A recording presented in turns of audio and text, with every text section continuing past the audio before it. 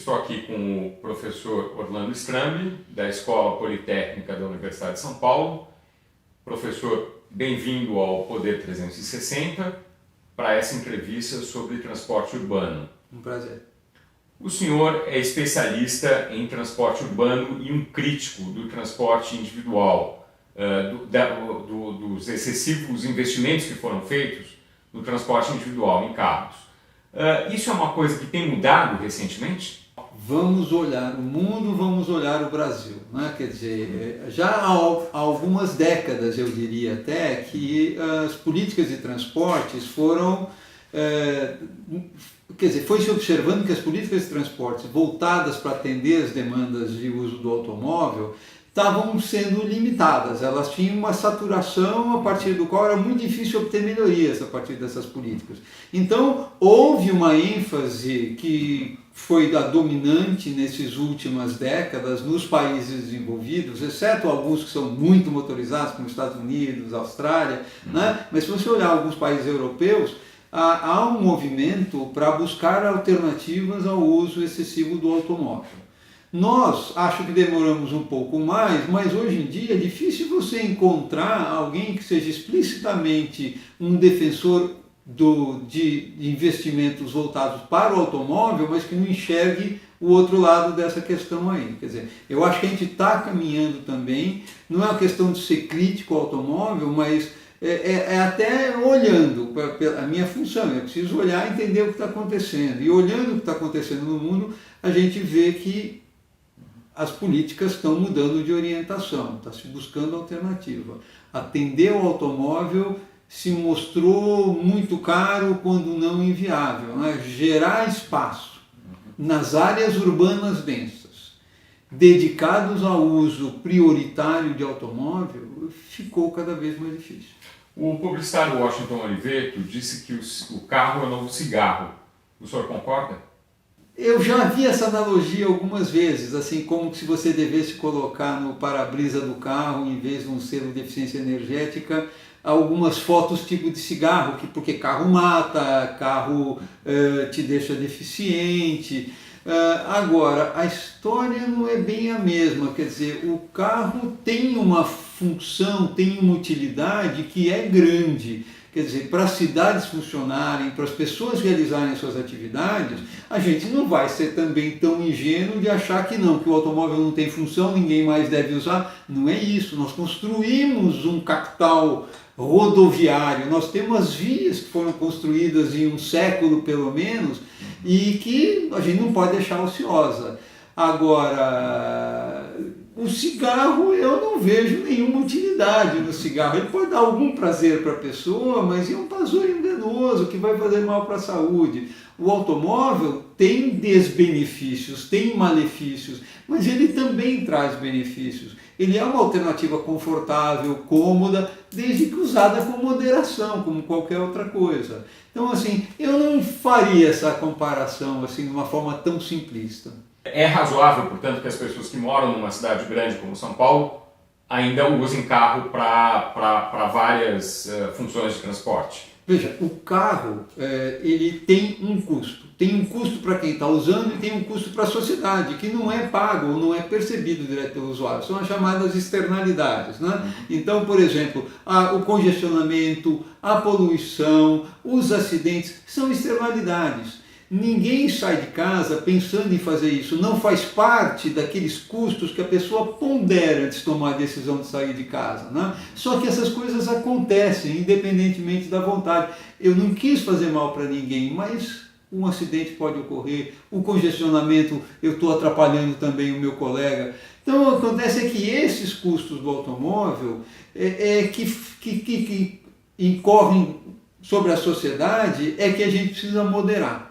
Né? E para isso daí, uma política bastante defendida do ponto de vista conceitual, mas muito difícil de ser implantada politicamente, vamos então cobrar do usuário do automóvel aqueles custos que ele está gerando para a sociedade. O congestionamento tem um custo, então vamos cobrar algum preço do uso do automóvel para que ele gere menos congestionamento.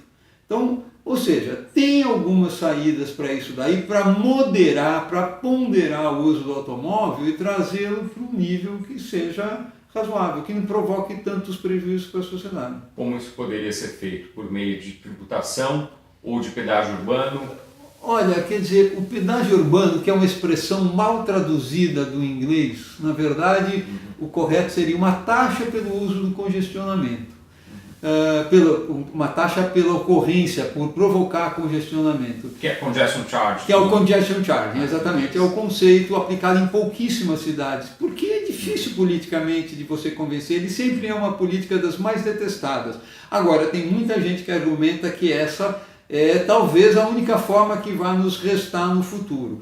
O que algumas outras cidades têm feito como alternativa é colocar um custo adicional no uso do automóvel, mas de outra forma, através de políticas de estacionamento é uma forma comum. Você complica, vamos dizer assim, ou dificulta o estacionamento, você está aumentando um custo, ou literalmente aumentando a tarifa de estacionar, ou restringindo a oferta de forma que o tempo de busca, um local para estacionar seja mais difícil de encontrar. Isso, obviamente, vai tornar a sua opção de fazer a viagem de auto menos interessante. Então, são formas indiretas de tentar desestimular o uso do automóvel para ver se isso é reduzido a um nível razoável. O problema não é o uso do automóvel em qualquer circunstância, é o uso exacerbado, né? Eu tenho um colega, um ótimo pesquisador dos transportes, o Eduardo Vasconcelos, e ele diz isso: olha, no sábado é cerca, em São Paulo, que é uma cidade bastante congestionada, o fluxo de tráfego é cerca de 75% da semana.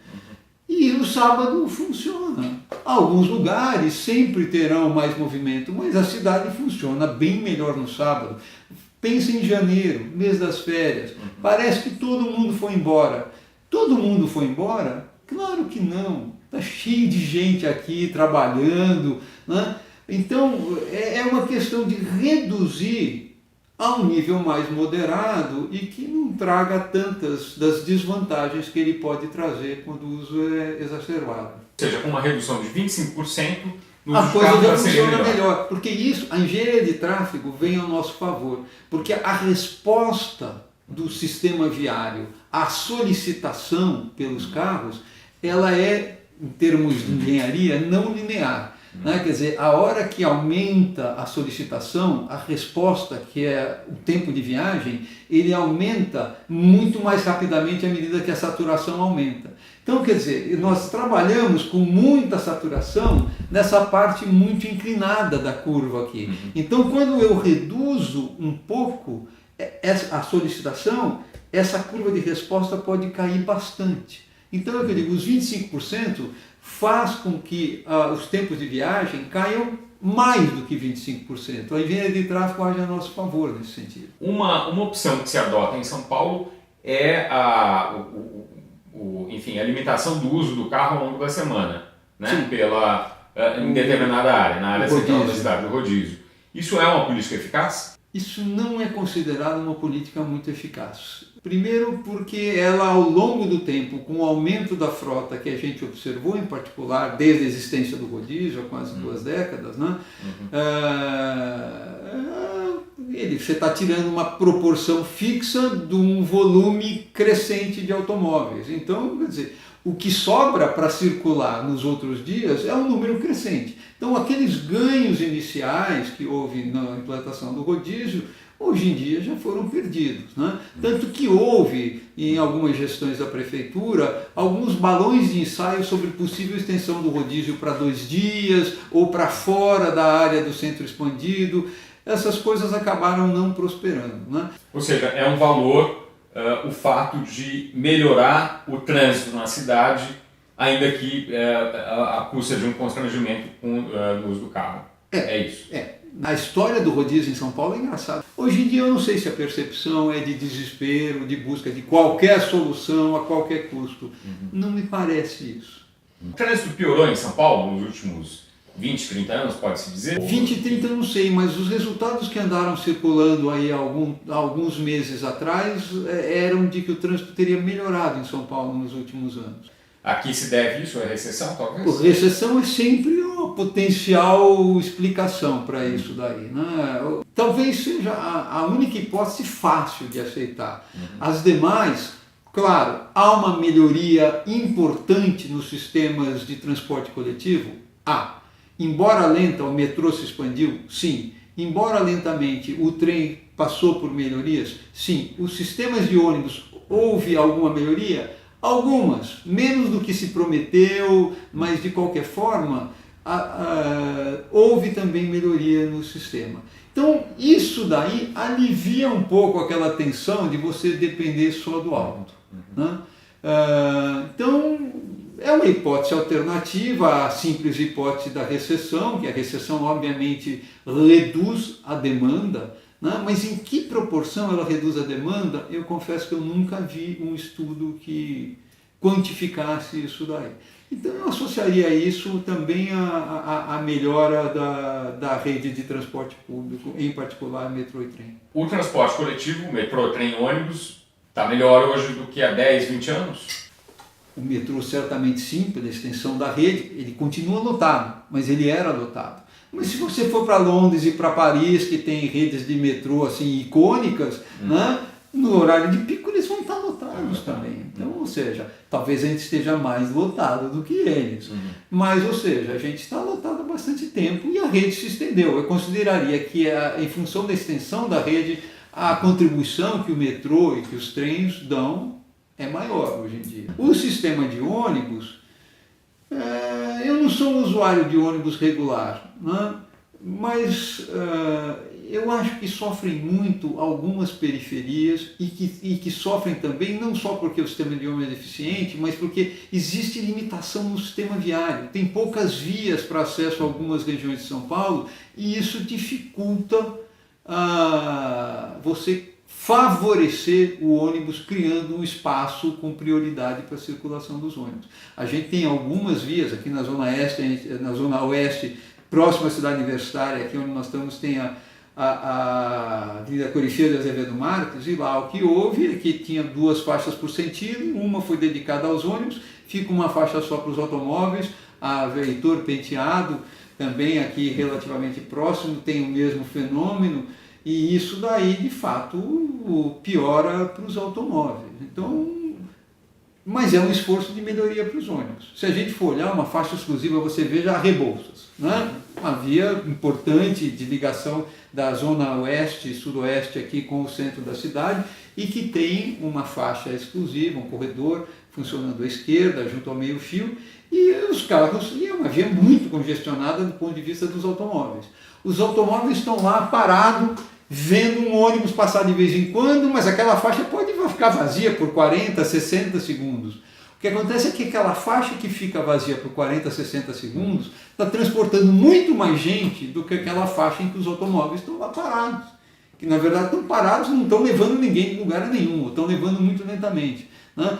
Então o melhor uso que você pode dar para o espaço daquela faixa é preservá-lo para o uso dos ônibus. O que a gente já não faz porque a gente deixa os táxis usarem, né? O quanto os táxis atrapalham ou não é uma questão polêmica, mas o fato é preservar aquela faixa. Se cada ônibus tiver 40 pessoas e passar 60 ônibus, 1 por minuto, a faixa ficou vazia 1 minuto. 1 minuto é um tempo enorme quando você está parado no congestionamento, mas se tiver 60 ônibus por hora vezes 40 já deu 2.400. Não tem nenhuma faixa urbana com semáforo que transporte mais do que 1.000 e poucos. Vai? Então, ou seja, o melhor a fazer é preservar aquela faixa, ainda que ela pareça ociosa. Ela não está. Deveria haver mais faixas exclusivas na sua Certamente. A faixa exclusiva é o principal tipo de intervenção.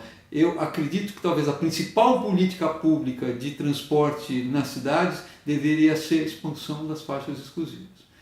O automóvel não gosta, alguns políticos não gostam, mas porque quando você aumenta a velocidade dos ônibus, tem 2 efeitos importantes. Um efeito é que os tempos de viagem se reduzem. Os ônibus estão mais rápidos, as pessoas vão demorar menos para chegar ao seu destino.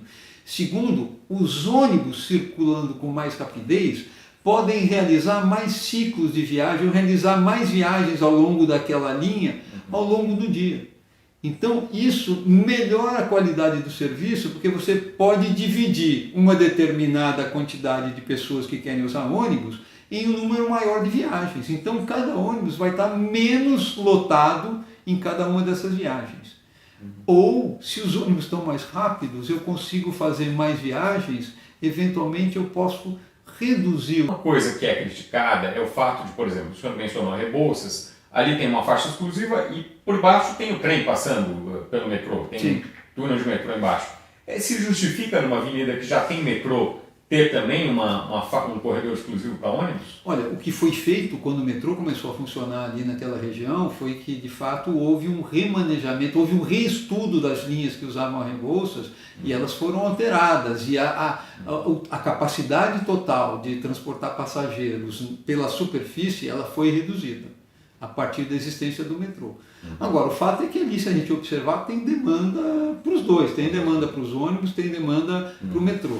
Pode ser que as pessoas falassem, não, mas agora tem transporte público ali, nós vamos dedicar todo o espaço ao automóvel. Não, na minha opinião, não. Eu acho que a gente deve continuar ainda oferecendo um espaço privilegiado para os ônibus, para eles poderem oferecer um bom serviço que atrai as pessoas do automóvel. O metrô também não está vazio. Né? Então, assim, tem demanda para todo mundo. Isso é um fato. O que não tem é espaço para todo mundo. Então o que acontece? O metrô vai criar o seu espaço próprio. O seu espaço próprio não tem interferência, ele permite que ele ande a altas velocidades e com isso ofereça altas capacidades. Agora, fazer aquele buraquinho lá no subsolo é caro, é bem caro. Né? Enquanto que na superfície a gente é capaz de, recorrendo a faixas exclusivas, corredores exclusivos, ou as versões mais sofisticadas disso daí, que são chamados sistemas BRT, né, de Bus Rapid Transit. A expressão é em inglês, mas a sigla pegou em português. Então, ou seja, a gente recorrendo a isso daí na superfície, a gente consegue bons resultados por custo muito inferior. O automóvel nem sempre vai gostar dessa solução? Não. Ele passou por um longo período em que ele foi privilegiado? Passou. Talvez tenha chegado a hora dele agora nos ajudar a resolver o problema mais geral de transporte da cidade e não apenas o problema dos usuários de automóvel. A gente vai precisar equilibrar isso daí. Espaço, olha, de calçada, não de calçada a calçada, de face de um edifício a face do edifício, entre dois muros, né? Tem que caber pedestre, bicicleta, talvez patinete, motocicleta, caminhão, ônibus, automóvel. Quer dizer, existe um número muito grande de demandantes, de pessoas que precisam de espaço. A gente tem experiência em calçada que é mista, algumas regiões é boa, em outras ela é ruim, em outras ela não existe. Ciclofaixas, temos algumas, provavelmente menos que os ciclistas gostariam e talvez menos do que seria necessário para incentivar o uso de um modo que pode nos ajudar. Nunca vai ser a solução final para o problema de transporte urbano, na minha opinião, numa cidade como São Paulo, mas ela tem o seu papel. Nós já fizemos experiências com motofaixas, elas não foram muito bem sucedidas e algumas delas foram eliminadas. Temos experiências várias com faixas para ônibus, mas isso ficou meio estagnado nos últimos anos. Já se chegou a propor faixas exclusivas para caminhões na Avenida dos Bandeirantes, que tem um fluxo alto de caminhões. E a gente tem um automóvel aí disputando com todas as coisas. Então, ou seja, a briga pelo espaço é o elemento central da política urbana. E na minha visão, eu acho que o ônibus deve ter prioridade na ocupação desse espaço aí. O senhor mencionou o BRT. No BRT a velocidade é muito maior e tem a cobrança também, o nível da plataforma, tal, que facilita o embarque. Deveria ter um incentivo maior para o BRT? Eu acredito que sim. Eu acredito que o BRT é uma boa solução. E tanto que houve uma explosão de implantação de BRTs nos últimos 20 anos, desde que em Bogotá foi implantado o sistema Transmilenio, que se tornou paradigma, né? Quer dizer, aquilo conseguiu começar a trabalhar com capacidades comparáveis à de um metrô, quer dizer, digamos que o metrô transporte nos níveis de lotação que a gente admite 70 mil passageiros por hora por sentido. Em Bogotá eles começaram a operar com ônibus um sistema que chegava a transportar 40 mil ou mais passageiros por hora sentido, por um custo que naquele caso era os custos que se fala cerca de 1/10 do custo do metrô. Tem gente que acha que é 1/5, tem gente que acha que é 1/20, mas vamos dizer, para não comprar muita briga, 1/10, né? Ou seja, o BRT faz diferença. Agora, existe a palavra BRT usada com uma flexibilidade assim. Então, tem sistemas que não merecem esse nome e tem sistemas de ponta, que tem todas essas características. Olha, embarque em nível, como o metrô, porque para ser mais rápido, porque é o que eu falei, a velocidade não é mandar o motorista acelerar, é gastar menos tempo parado na operação de embarque e desembarque, ao trafegar, é isso que você quer, né? Então, como já viu o metrô ter degrau? Olha, algum muito antigo em algum país europeu pode ter, mas a ideia é que não tenha. Muitas portas largas, embarque, pagamento antecipado. O metrô tem tudo isso, por que ônibus não tem? Né? Então é possível fazer tudo isso e aí o desempenho do ônibus vai ser um desempenho bom. Com a vantagem que as paradas para os sistemas de ônibus como esse são paradas mais próximas. No metrô as paradas são mais distantes, em geral é assim. Então, ou seja, o acesso em geral tende a ser mais fácil aos sistemas baseados em ônibus. Além do fato que você está andando na superfície, está interagindo com a cidade que você vive e que você deveria cuidar. Se você está dentro de um automóvel, a tua visão da cidade é limitada pelo teu para-brisa. E se você está andando em alguma velocidade, o teu ângulo de visão é muito menor, porque você precisa focar exatamente o que você precisa cuidar, né? Se você está embaixo da terra, você também não está interagindo com a tua cidade. Então, se você não interage com a tua cidade, ela não é sua. Se ela não é sua, você não é responsável por cuidar. Ainda assim, o senhor acha que é importante fazer investimento em metrô? Acho que é importante porque a gente tem um nível de demanda que é muito difícil satisfazer aqui em cima. Então, só com ônibus, só com BRT não satisfaria? É difícil. Nós temos regiões em que é inevitável a gente contar com a capacidade que o metrô pode oferecer. VLT é importante? VLT é uma... Só temos no Rio de Janeiro. O Santos tem VLT, né? O VLT é uma alternativa também muito flexível. O nome VLT surge exatamente para abranger nos anos 80, desde o antigo bonde, e que em muitas cidades europeias ainda operava, né, com veículos antigos, até composições mais modernas, com equipamentos mais modernos, né? Agora, ele se falou mais nele do que de fato ele aconteceu. Em particular no Brasil, houve alguns estudos para diversos corredores em que seria razoável implantar um VLT, só que ele tem um problema. A capacidade dele é melhor talvez do que a de um ônibus convencional, mas não é necessariamente melhor do que um sistema como um BRT, por exemplo. E ele custa mais. Ele é um equipamento mais caro. Agora, essa coisa, quando você fala em sistemas sobre trilhos, sistemas sobre pneus, é engraçado, mas parece que a comunidade das pessoas que trabalham em transportes, elas pensam com o coração. Sabe? É muito difícil. As pessoas, algumas adoram trilhos, outras adoram pneus. Eu sou um acadêmico, eu preciso olhar de uma forma neutra para isso e ver vantagens e desvantagens em diferentes situações. Né? Então, o que acontece é o VLT, ele permite contribuição para a imagem urbana, ele fixa uma oferta de transportes, porque o trilho é fixo, e isso talvez promova mais intensamente uma melhoria da ocupação no seu entorno. Tem argumentos desse tipo. Agora, você pode fazer isso também com um bom sistema de ônibus. Entendi. Tá? Quer dizer, aquilo que muitas vezes se alega que são vantagens do VLT não são vantagens específicas. Um bom sistema de ônibus pode trazer essas mesmas coisas.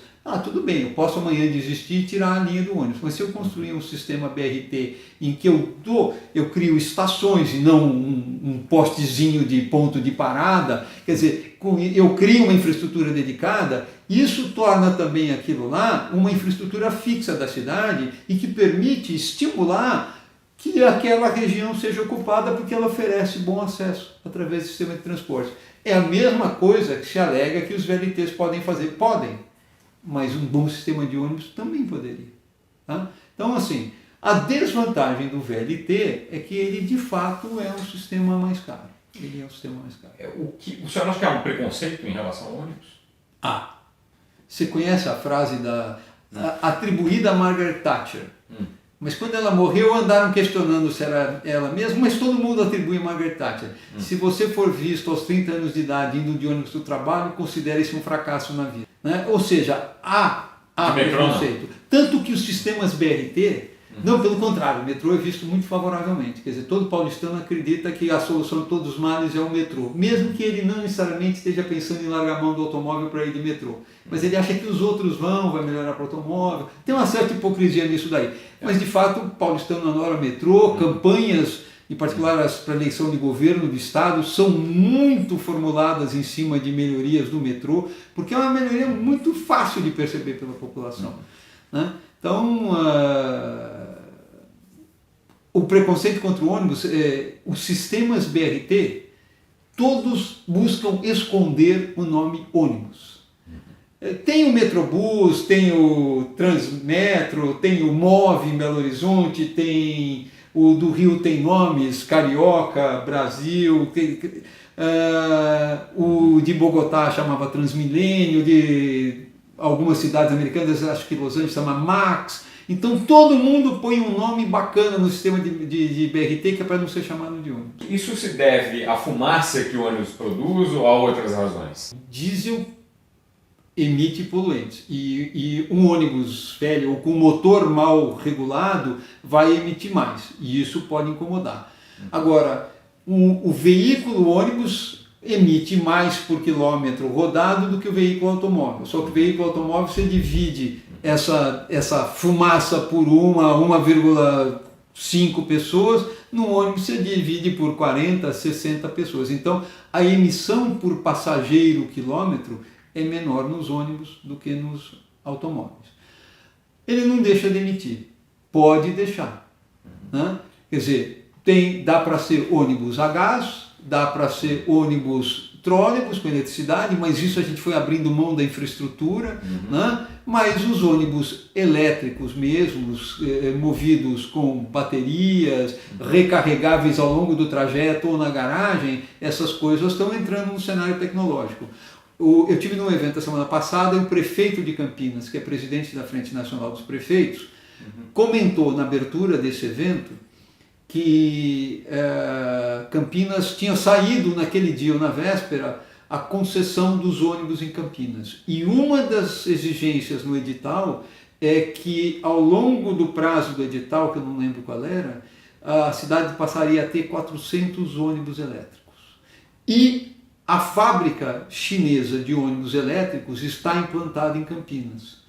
Então, ou seja, eles fizeram lá um jogo combinado, fábrica implantada e obrigação do concessionário implantar 400 ônibus ao longo do período da concessão. Com bateria. Eles estão aí, com bateria. Com bateria. Os ônibus com bateria, então, são uma solução mais viável do que o trólebus. Então, se não me engano, o prefeito comentou que os empresários eles fizeram alguns testes e chegaram à conclusão que era bom negócio, que apesar do custo mais alto inicial, os custos de energia depois e de manutenção, a manutenção de um sistema elétrico é mais simples, dos ônibus elétricos, do motor elétrico é mais simples do que o motor mecânico. Então, ou seja, parece que os empresários que fizeram o teste, ou o empresário, não sei, achou que a coisa era um bom negócio, o que eu guardei da fala do prefeito. Estão surgindo algumas experiências, que é o que se chama o sistema de mobilidade como um serviço.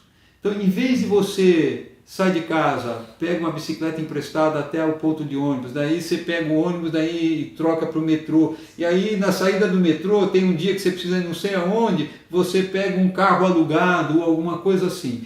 Quer dizer, você tem diversos operadores operando diversos sistemas, só que se eu quiser usar isso daí, eu, usuário, preciso criar a minha combinação ideal. Qual é a minha combinação ideal? Olha, hoje que eu vou fazer isto aqui e isto aqui lá, o melhor é talvez eu pegar um carro alugado e ir, ou não, eu vou de bicicleta aqui e depois eu pego o metrô para ir para lá. Quem é que me dá essa informação integrada de todos esses operadores? Ninguém. Qual é a ideia da mobilidade como um serviço? Surge um nível tem aqui os diversos provedores dos diversos sistemas e tem o usuário aqui em cima querendo enxergar como usar esse sistema. Surge aqui no meio um operador, um provedor de serviços de transporte que faz o seguinte: esse provedor compra serviços dos operadores. Eu compro tantos milhões de quilômetros de automóvel, tantos milhões de viagens de bicicleta, tantos milhões de viagens de ônibus, não sei o que, etc. e tal.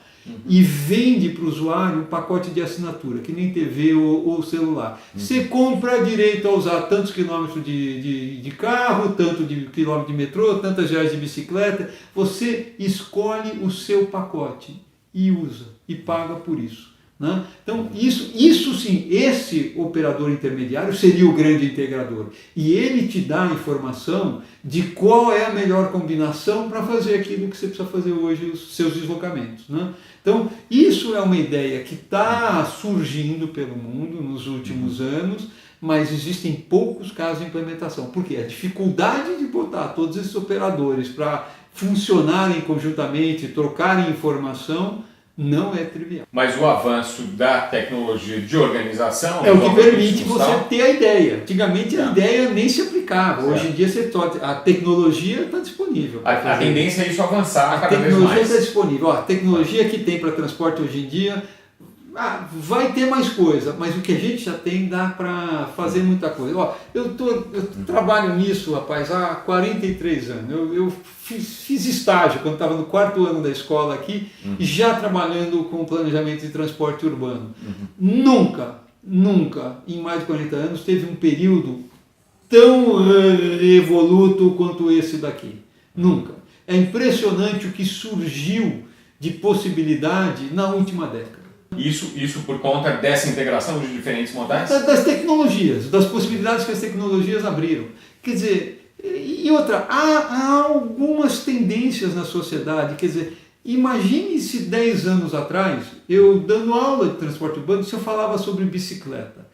Imagine se algum prefeito seria pressionado pelas associações de ciclistas, pelos ciclistas, a apresentar um plano de bicicleta. Hoje em dia é difícil um prefeito de uma cidade grande não ter, dentro da sua proposta política, alguma coisa que olhe para as bicicletas. Entendi. Quer dizer, virou uma demanda real da sociedade. Então, ou seja, há uma transformação muito grande. A bicicleta é novidade? Bicicleta existe de antes de qualquer outra forma de transporte, a não ser andar, né? E cavalo.